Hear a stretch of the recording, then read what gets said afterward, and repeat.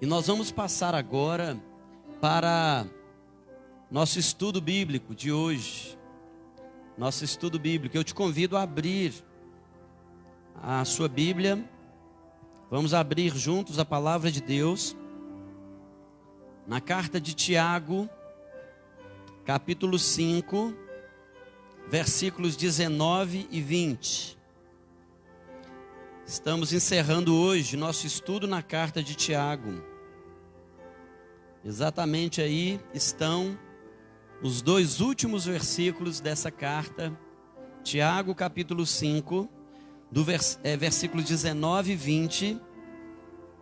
Diz assim a palavra de Deus: Meus irmãos, se algum entre vós se desviar da verdade e alguém o converter, sabei que aquele que converte o pecador do seu caminho errado, salvará da morte a alma dele e cobrirá multidão de pecados.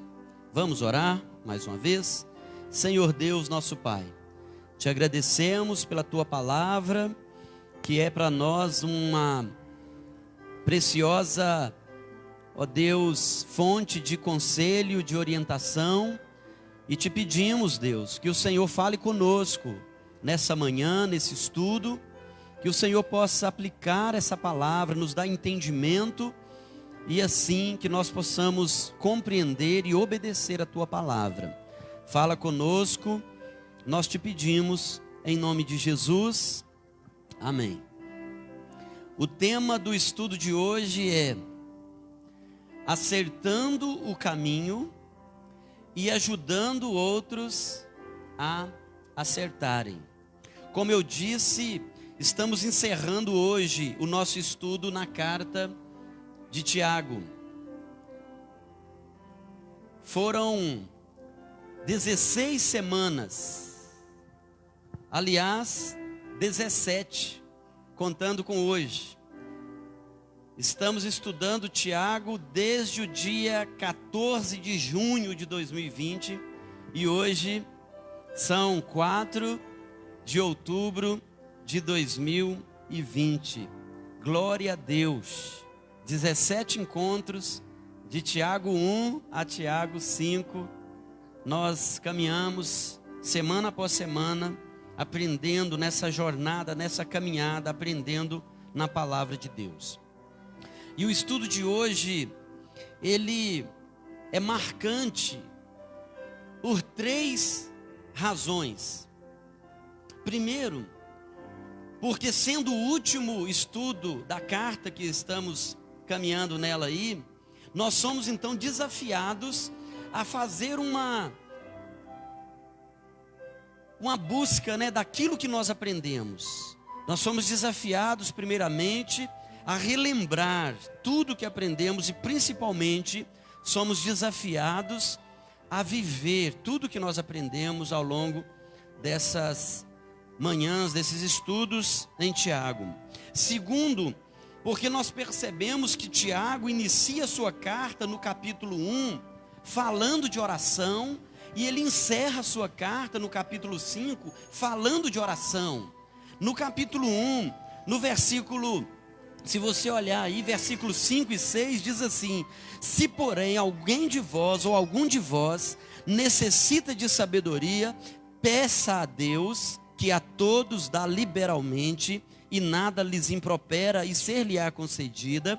Peça-a, porém, com fé, em nada duvidando. Tiago inicia sua carta falando de oração. E se você olhar no capítulo 5, no versículo 16, olha o que nós temos aí: confessai, pois, os vossos pecados uns aos outros e orai uns pelos outros. Tiago começa a sua carta falando de oração e ele encerra a sua carta falando de oração. A segunda razão marcante para o final do nosso estudo, para o último estudo. E a terceira razão que é marcante o estudo de hoje é porque Tiago fala nesses últimos 2 versículos sobre ajudarmos uns aos outros a acertarem o caminho.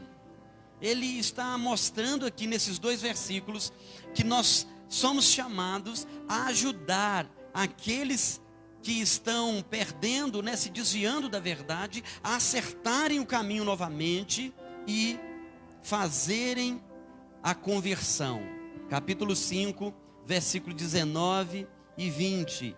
Meus irmãos, se algum entre vós se desviar da verdade e alguém o converter, sabei que aquele que converte o pecador do seu caminho errado, salvará da morte a alma dele e cobrirá multidão de pecados. Por isso, eu escolhi esse tema, eu propus esse tema para esses 2 versículos, acertando o caminho e ajudando outros a acertarem. Porque a lógica implícita aqui nesses 2 versos é simples. Se eu e você conseguimos perceber que um irmão, uma irmã, alguém do nosso meio está se desviando da verdade, isso é um sinal que nós estamos na verdade. Em outras palavras, só vai perceber o desvio do outro aquele que permanecer no caminho. Só vai perceber que o outro está pendendo para a direita ou para a esquerda, está perdendo a direção da verdade, se permanecermos no caminho da verdade. É isso que Tiago está ensinando aqui. Que Deus vai nos usar para que o nosso irmão seja orientado. E às vezes Deus vai usar o nosso irmão para nos orientar a não desviarmos da verdade. Se algum entre vós se desviar da verdade, alguém o converter, e alguém o converter, parece que soa estranho, né, essa ideia de alguém converter, mas nós vamos explicar isso. Sabei que aquele que converte o pecador do seu caminho errado, salvará a sua alma, ou salvará da morte a alma dele e cobrirá multidão de pecados. Algo interessante é que no capítulo 5, 3 vezes, só no capítulo 5, Tiago usa a expressão alguém entre vós. Olha aí, versículo 13. Está alguém entre vós sofrendo? Versículo 14. Está alguém entre vós doente? E aqui no versículo 19. Se algum entre vós, ou se alguém entre vós. A ideia que Tiago está trazendo aqui é que na comunidade da fé, é que na família da fé, nós precisamos aprender a olhar à nossa volta. Nós não podemos fechar o nosso olhar em nós mesmos ou naquilo que é o alvo dos nossos interesses. Nós precisamos ter um olhar de 360 graus, nós precisamos ver aqueles que estão à nossa volta. Ser igreja é ser família, ser igreja é ser irmão, e ser irmão é sentir a dor do outro, é sofrer com os que sofrem e se alegrar com aqueles que se alegram. Esse é o desafio. Esse é o desafio que nós temos na nossa jornada. Como eu disse na quinta-feira, né? Nós somos instrumentos nas mãos do Redentor. Pessoas em processo de transformação, ajudando pessoas que precisam ser transformadas. E eu extraí aqui 2 lições para a gente guardar do estudo de hoje. A primeira é a seguinte: nós somos responsáveis uns pelos outros. Todos nós somos, em alguma medida, responsáveis uns pelos outros. Eu lembro de uma canção, né, antiga, de quando eu era pequenininho, que eu cresci um pouco. Era assim: cativar é amar e também carregar um pouquinho da dor que alguém tem que levar. Cativei, disse alguém, laços fortes criou, responsável você pelo que cativou. Quem lembra dessa canção? Só eu, né? Amém. Eu e o Moisés, o Noé, o Abraão, né? A Dulcilene que não está aqui. Oh, Jesus. Nós somos responsáveis uns pelos outros. Notem que o termo alguém aparece no versículo 19 duas vezes. Tiago diz: meus irmãos, se alguém ou se algum entre vós, e no final ele diz: e alguém o converter, então é um encontro de alguém. Olha que coisa interessante. É um encontro de pronomes indefinidos. É um encontro de pessoas que se dispuseram a ser bênção. Um alguém. Isso aí é um Zé Ninguém. Já ouviu essa expressão? É um alguém. A igreja é formada de um tantão de alguém, né, de irmãos que não são melhores do que o outro. Não é uma prerrogativa de um líder, de alguém que está numa posição superior. Somos todos. É interessante isso. Quem é esse alguém aqui? Quem é esse alguém aqui que socorre o algum que se desviou da verdade?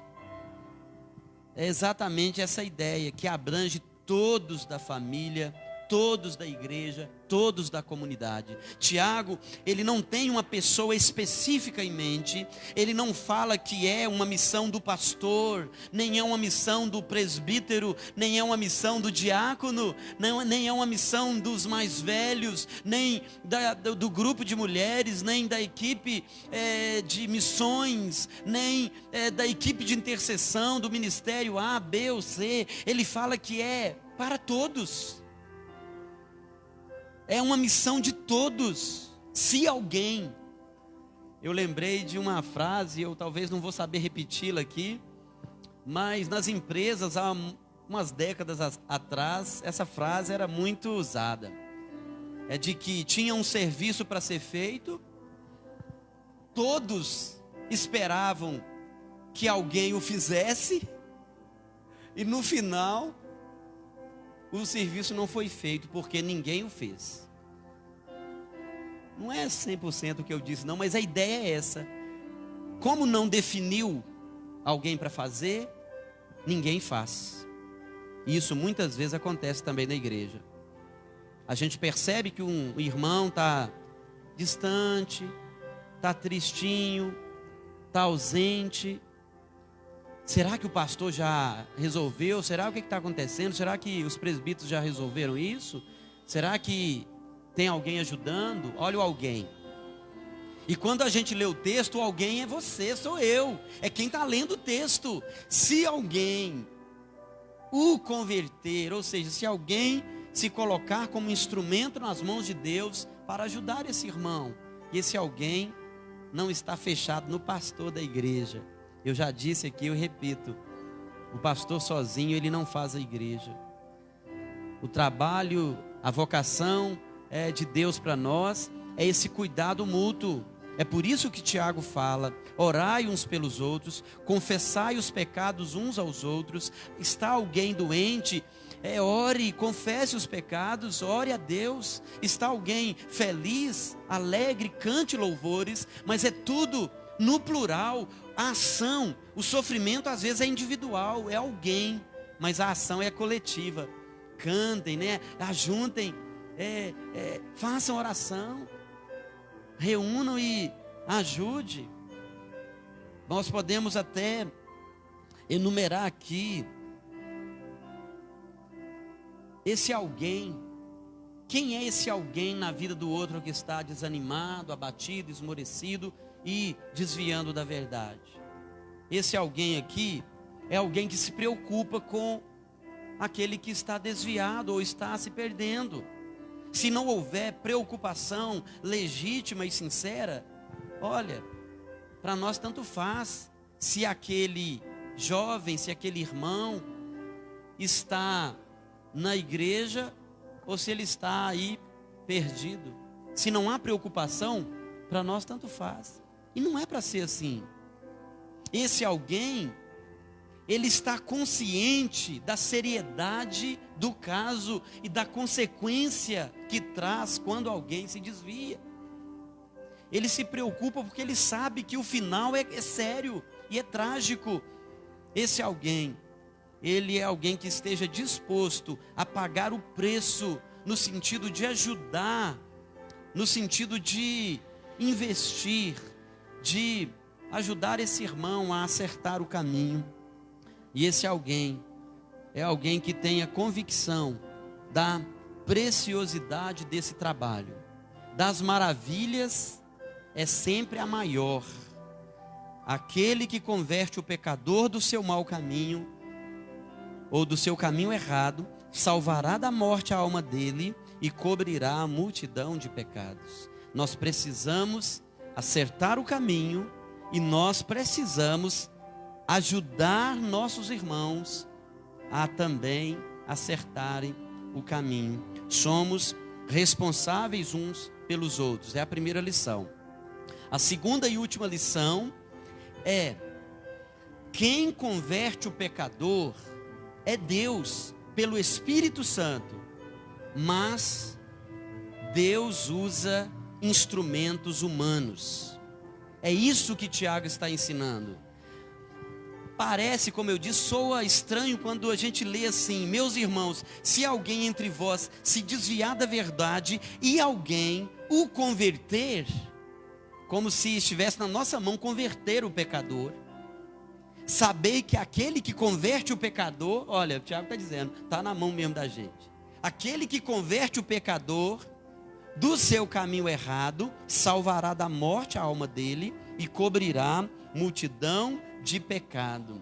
O que Tiago está dizendo, ensinando aqui, é que nós somos instrumentos nas mãos de Deus. É Deus que converte o pecador, sim, por meio do Espírito Santo, que convence do pecado, da justiça e do juízo, sim, mas Deus usa instrumentos humanos. Alguém certa vez disse o seguinte: a mão do bom pastor, que se estende aos perdidos, tem dedos humanos. Pastor, eu nunca tinha pensado nisso. Quando Paulo diz assim: Cristo vive em mim, já não vivo eu, mas Cristo vive em mim. E quando a palavra de Deus nos chama de cristãos, nós somos pequenos cristos. Nós estamos andando por aí representando o que Cristo é. Em plenitude, em essência, nós o somos em menor parte. Nós somos as mãos de Deus para abraçar, para ajudar, para acolher. Nós somos o abraço de Deus na vida daquele que já foi rejeitado e ninguém tem coragem de abraçar. Não foi isso que Jesus fez com o leproso que estava lá jogado? Ele o estendeu a mão e ele o tocou. Não foi isso que ele fez quando uma mulher pecadora estava prestes a ser apedrejada? Ele a perdoou, ele não a condenou. Não foi isso que Jesus ensinou? Eu queria até que você fosse comigo em Mateus capítulo 25. Porque nesse texto aqui de Mateus 25, Jesus mostra claramente esse princípio de sermos instrumentos de Deus na vida daqueles que estão perdidos ou se perdendo pelo caminho. Mateus capítulo 25, versículo 34 em diante, né? Nós vamos ler alguns versos aí. Olha o que diz: então dirá o rei aos que estiverem à sua direita: vinde, benditos de meu Pai, entrai na posse do reino que vos está preparado desde a fundação do mundo. Porque tive fome e me deste de comer, tive sede e me destes de beber, era forasteiro e me hospedastes, estava nu e me vestistes, enfermo e me visitastes, preso e foste ver-me. Então perguntarão os justos: Senhor, quando foi que te vimos com fome te demos de comer, ou com sede te demos de beber? E quando te vimos forasteiro e te hospedamos, ou nu e te vestimos? E quando te vimos enfermo ou preso e fomos visitar? E o versículo 40. O rei respondendo lhes dirá: em verdade vos afirmo que sempre que o fizeste a um destes meus pequeninos irmãos, a mim o fizestes. Sempre que o fizeste a um destes meus, olha, pertence a Jesus. Pequeninos irmãos é da família. Essa pessoa só não entendeu ainda que ela é da família, ela precisa encontrar o caminho do lar. O lugar dela não é no bar, na esquina, na boca do fumo e nem na perversão e na perdição. O lugar dela é aqui, porque a família dela é essa. Só que ela não se deu conta. Quando você fizer isso a um desses meus pequeninos. E eu fiquei pensando, já caminhando aqui para concluir o estudo de hoje. O que leva uma pessoa a passar fome, sede, a não ter o que comer, o que vestir? O que leva uma pessoa a cair doente ou a se ver forasteiro, sem um abrigo? O que leva uma pessoa a ser presa, a ser condenada numa prisão? Eu fiquei pensando, foi a pergunta dos justos: Senhor, mas quando que nós te vimos assim? E a conclusão que eu cheguei é: não cabe a nós julgarmos o que levou aquela pessoa a passar fome, sede, a não ter um lar, a estar às vezes morando na rua, a estar num presídio. Não cabe a nós. Deixa eu ver sua história aqui. Deixa eu ver o que você fez no passado, porque você deve ter plantado muita coisa ruim para você estar colhendo isso aí, né? Tipo, que se lasque, né? O problema é seu, né? Uai, você estragou sua vida. Não cabe a nós o julgamento, cabe a nós a compaixão, o amor. Quando nós encontrarmos um dos pequeninos de Jesus, irmãos nossos, irmãos de Jesus, né? Padecendo ali todas essas dificuldades, nós precisamos ajudar, porque nós somos responsáveis uns pelos outros e porque nós somos instrumentos para a conversão daquele que se perdeu, daquele que se desviou da verdade. Nós precisamos estar no caminho, nós precisamos acertar o caminho da verdade, e aí a gente pode entender isso claramente, que esse caminho, que essa verdade é Cristo. E tem muita gente que deixa de olhar para Cristo e se perde. E nós precisamos estar alinhados, né, olhando sempre para Cristo, acertando o caminho da verdade que é Cristo, para assim ajudarmos os outros, os nossos irmãos, a também acertarem, a se consertarem, a voltarem para Jesus, a voltarem para os caminhos do Senhor. Essa é a nossa responsabilidade e essa é a mensagem do estudo de hoje. É a aplicação do estudo de hoje. Precisamos acertar o caminho para ajudar também outros a acertarem o caminho. Eu te convido a se colocar de pé, nós vamos orar e vamos pedir a Deus que coloque em nosso coração essa alegria de servir, essa alegria de investir, de ajudar, de caminhar mais uma milha, de perdoar, de não desistir daqueles que estão ainda perdidos fora do caminho. Vamos orar?